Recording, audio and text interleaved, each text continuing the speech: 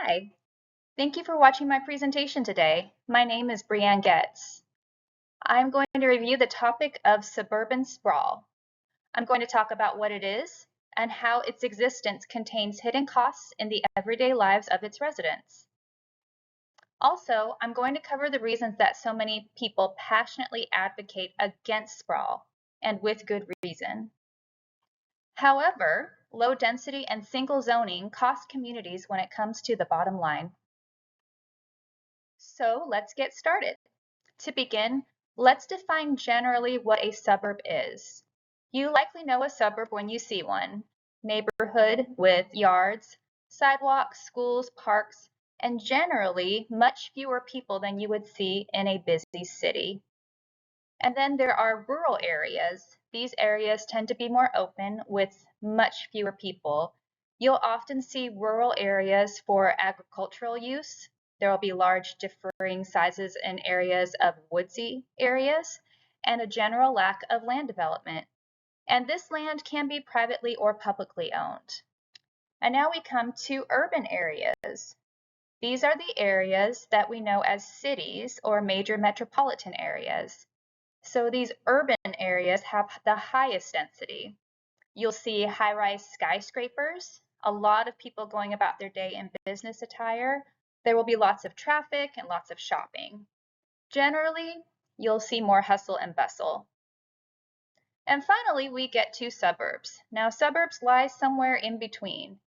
And maybe this is why so many people feel so strongly about what should happen here. People that live in suburbs want to have safety, space, but they also want a sense of community. So these residents don't want to be in an area that is remote.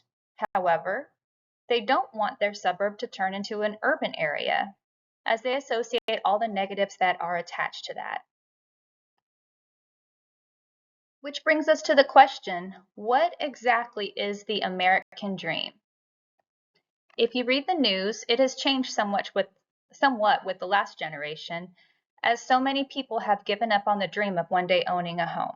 But speaking very generally, in the last 100 years or so, the American dream has been to own a home in a safe neighborhood, to have a decent sized yard with space to move freely, and to be able to know your neighbors well enough, but not too well. They want to be able to go to work and then come home to a separate space that feels removed from the rest of the world. And now a little bit more about me and what I have to bring to this conversation. Right now, I'm about halfway through the MBA program at the University of Texas at Arlington. I do have experience in my local community. I served for 5 years on the hometown HOA board, and half of that time I was the president.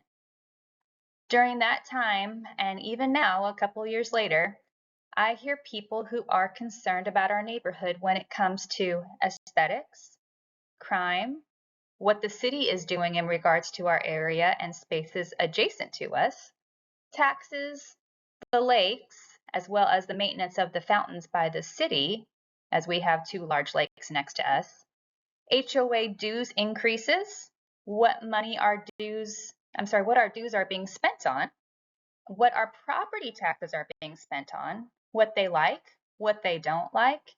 The list goes on. I've also served on several committees or commissions in my city. On the Planning and Zoning Commission, I received input from stakeholders and voted to approve or deny anything from rezoning, platting, to the consideration of special use permits.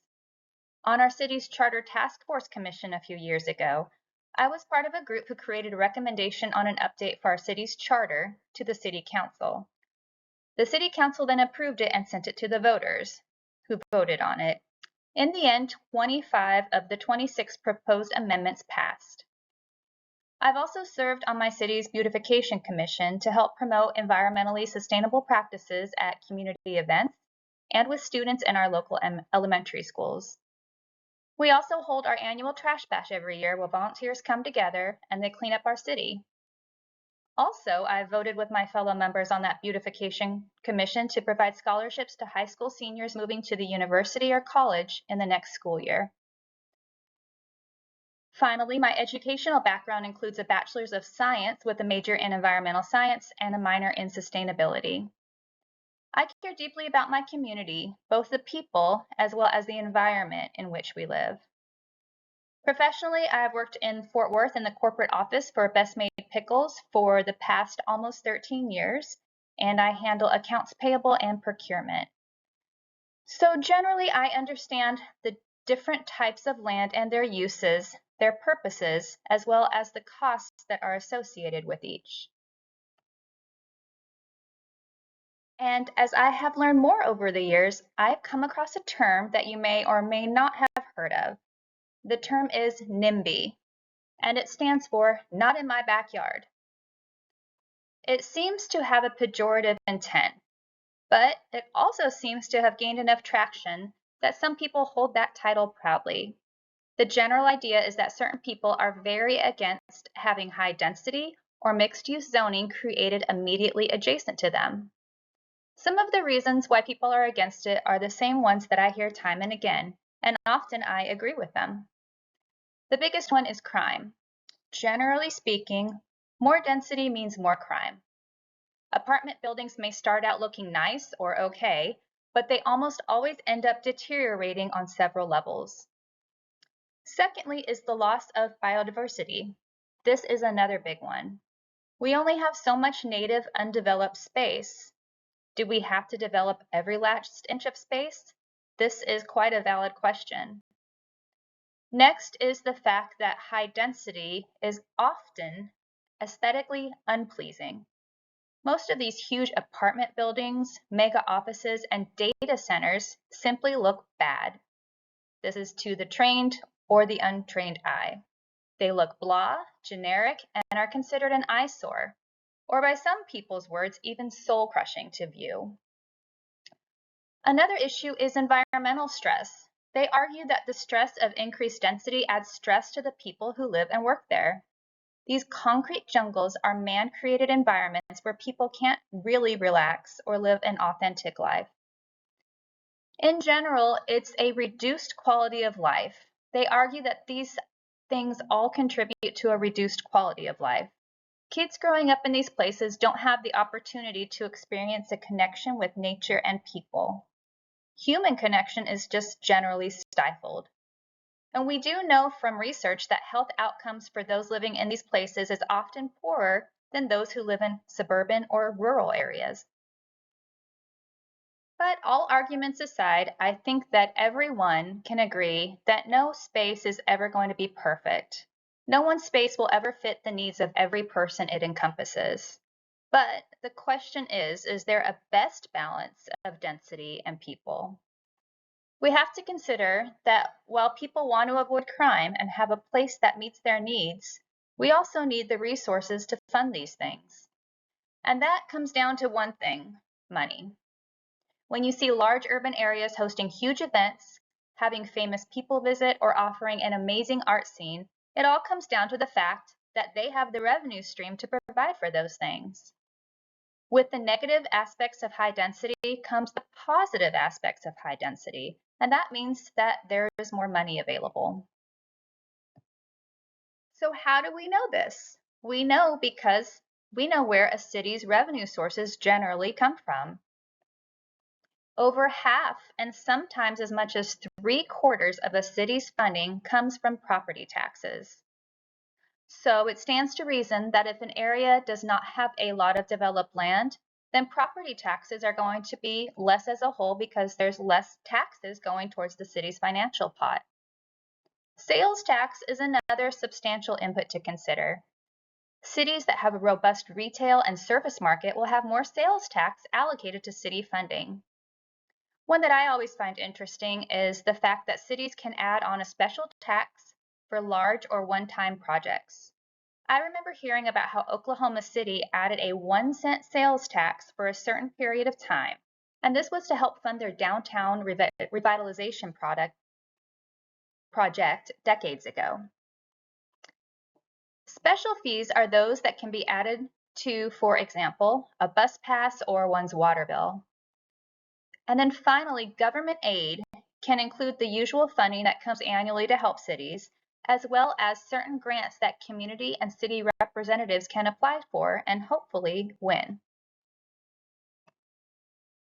New urbanism. This is a working theory of how to merge higher density and mixed-use development while also maintaining what people desire so much in smaller, lower populated suburban areas. New urbanism strives to have a 5-minute city contained inside of larger urban communities. Higher density is thoughtfully planned. This allows for greater opportunity that we see so often in metropolitan areas, but not in low-density spaces. Quality in design. This applies to the materials used in creating these spaces, as well as the general layout of the spaces. Building a huge tower is great for the tax base of a city, but it doesn't consider for the needs of the people it will service. New urbanism promotes the planning of the best use of the space, as well as doing it with high-quality materials. This will attract those with resources who want to plant roots and stay there. Diversity. This applies to the use of space, like retail, office, residential, along with diversity of people. There is a strength in the diversity of people coexisting as stakeholders from varying age, gender, political parties, economic, and cultural backgrounds. Homogeneous areas generally do not breed for progress. It makes me think of the phenomena known as hybrid vigor or heterotosis in animals.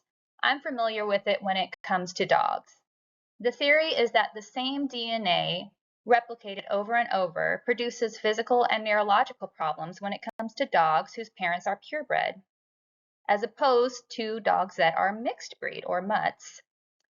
They tend to exhibit better health and development if they're mixed breed due to the diversity in their biological makeup. Community. Stronger and healthier community ties exist when people are closer to each other and when the community is planned out to meet their needs, as opposed to less considered planning where crime increases and growth stagnates. New urbanism enables these powerful ties. Finally, with all of these things considered, the quality of life is greatly enhanced overall. These different aspects all work together to create a space with power and intent. Thank you for watching my presentation today. I hope you learned something about not only the general aspects of what happens at different levels of density when it comes to the spaces we live in, but maybe you even have an opportunity to reflect on your own community. One topic I did not touch on was the importance of volunteer service. So many of the people who enhance communities do so without financial compensation.